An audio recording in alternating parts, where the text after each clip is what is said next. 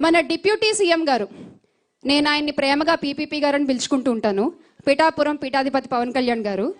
So ఆయన ఏమన్నారండి, మహిళలకి ఎవరన్నా అన్యాయం చేస్తే తలలు తీసేసే చట్టాలు తెస్తాము అన్నారు. మరి ఈ రోజున ఆయన ఉలకడు పలకడు. ఎలాంటి దుస్థితిలో ఉన్నాడంటే ఈరోజు మన ఆంధ్ర రాష్ట్ర డిప్యూటీ సీఎం గారు పక్క రాష్ట్ర మహిళలు ఆయన ఫోటోల్ని చెప్పులతో కొడుతున్నారు. పక్క రాష్ట్ర మహిళలు ఆయన ఫోటోల్ని చెప్పులతో కొడుతున్నారు. ఆ స్థితిలో దిగజారిపోయి ఉంది ప్రస్తుత కూటమి ప్రభుత్వం. ఈ రోజు అధికారంలో ఉన్న పెద్దల్ని మేము ప్రశ్నిస్తున్నాము. మహిళలను కించపరిచే పోస్టులు వైరల్ అవుతుంటే మీరు ఎందుకు వాటిపై ఎలాంటి చర్యలు తీసుకోరు? మహిళలపై సోషల్ మీడియాలో అసభ్యకర వ్యాఖ్యలు చేస్తుంటే మీ స్పందన ఎక్కడా? ఒక మహిళను అవమానించిన రాజకీయమా? ఇదేనా మీ రాజకీయం? అంటే మీకు వ్యతిరేకంగా మాట్లాడితే ఇష్టం వచ్చినట్టు పోస్టులు పెడతారా? మిమ్మల్ని నిలదీస్తే కేసులు పెడతారా? ఇదేనా మీరు చేసేటువంటి రాజకీయం? ఆమె అభిప్రాయాన్ని స్వేచ్ఛగా చెప్పగలిగేటువంటి ఒక పరిస్థితి ఈరోజు ఒక మహిళకి ఆంధ్ర రాష్ట్రంలో ఉందా? ఖచ్చితంగా లేదనే చెప్పాలి. విమర్శిస్తే ట్రోలింగు, ప్రశ్నిస్తే దాడులు, అభిప్రాయం చెబితే బెదిరింపులు. ఇక ఒక బ్యాచ్ ఉంటుందండి, ఇది social psycho batch of TDP అన్నమాట. వీళ్ళకి వేరే పనే ఉండదు. మన వాళ్ళు, మన కార్యకర్తలు, మన మహిళా నాయకుల ఫోటోల్ని మార్ఫింగ్ చేయడం, డీప్ ఫేక్ వీడియోలు పెట్టడం, మనం ఒక పోస్ట్ పెట్టగానే దాని కింద వల్గర్ కామెంట్స్, అసలు ఇంకా మనం మాట్లాడుకోలేని విధంగా ఎన్ని వల్గర్ కామెంట్స్ పెడతారంటే అదే పని వాళ్ళకి పొద్దున్న లేచిన దగ్గర నుంచి. మనం అడిగే ప్రశ్నకి వాళ్ళ దగ్గర సమాధానం ఉండదు. తిరిగి మనల్ని ట్రోల్ చేస్తూ మార్ఫింగ్ వీడియోలు పెట్టి, పిక్చర్స్ పెట్టి, ఇది జగన్మోహన్ రెడ్డి గారి కుటుంబ సభ్యులకి కూడా ఇలాగే చేస్తున్నారు. జగనన్న మీద ఇలాగే డీప్ ఫేక్ ఇమేజెస్ సర్క్యులేట్ చేస్తూ ఉంటారు. భారతమ్మ గారి మీద ఇలాగే సర్క్యులేట్ చేస్తూ ఉంటారు. గత కొన్ని రోజులుగా దివంగత నేత వైఎస్ రాజశేఖర్ రెడ్డి గారి క్యారెక్టర్ని కూడా అసాసినేట్ చేస్తూ, ఆయన మీద నిందలు వేస్తూ, మీకెంత ధైర్యం ఉంటే బతికున్నోళ్ళకి ఎలాగో మీరు విలువివ్వరు, మీకు చేత కాదు, చనిపోయిన మహానుభావులపై కూడా పడేయడమేనా? వాళ్లపై కూడా అబద్ధ ప్రచారాల? ఒక్కసారి మా వైఎస్ఆర్ కాంగ్రెస్ పార్టీ కార్యకర్తలు తలుచుకుంటే మీ టీడీపీ ఆఫీస్ ఉంటుందా?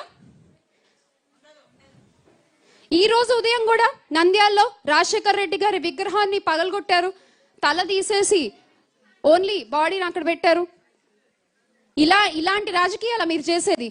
మన ముందే ఉదాహరణగా రజనమ్మ ఉన్నారు.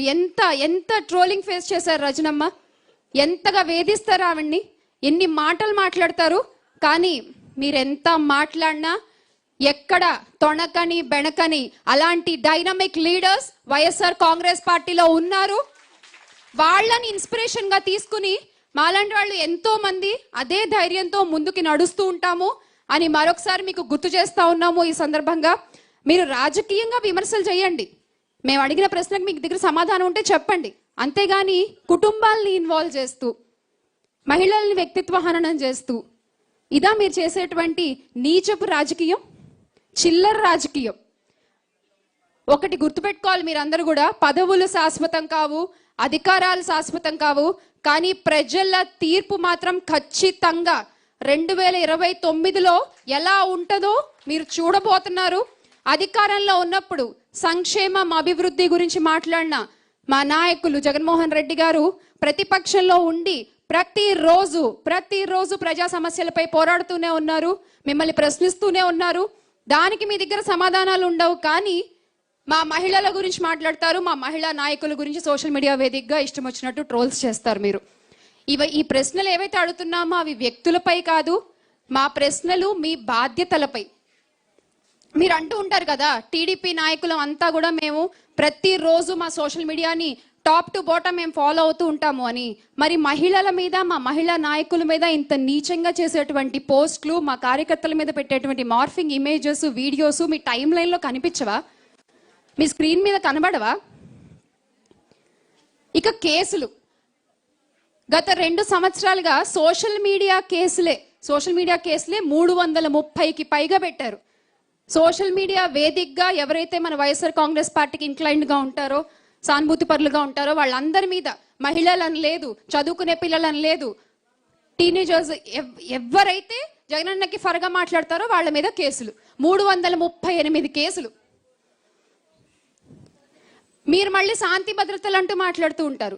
సైబర్ క్రైమ్ లో ఎన్ని కేసులు నమోదయ్యో తెలుసా అండి చంద్రబాబు నాయుడు గారు మీకు?